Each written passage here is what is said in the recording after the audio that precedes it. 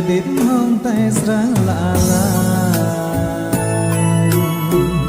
cả gian lệ bao tóc bị thuần la rồi có bị khâm với tay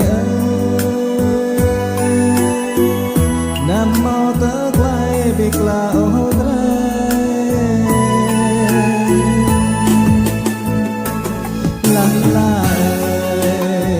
xì lược lại rơi lại khăn xì xuống tay lá cười hồng kia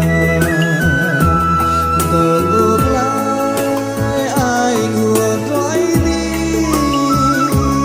ai đi dám lắc nào lại khăn dàn thang lá lưu lại tay đuổi hơi quay khăn trái đòi mùa điên mộng này là cái bưởi lăn la rung rung ta tay quay khăn trái lọ bìm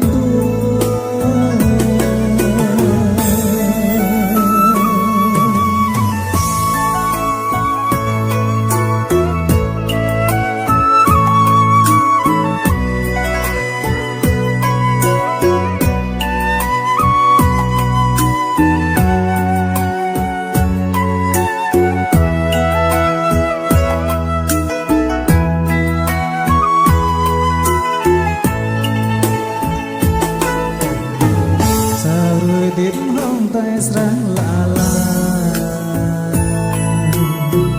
cả gian lệ bao tóc lì thuần na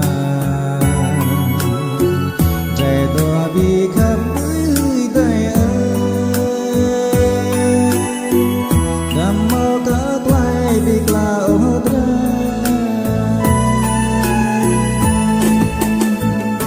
lăn la xì lược lại rơi lại khắp xì xuống tay lá rơi hang yêu đồ ước lại ai ngừa cõi đi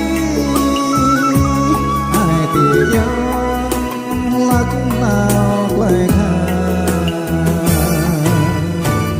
dàn thang lá lưu lại tay đuổi hơi quay khăn đây rồi mùa điên mộng này là bưởi lăn la rung rung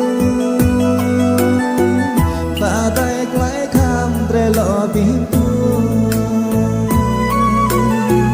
mộng này là bưởi lăn la rung rung ta tay quay khăn để lọ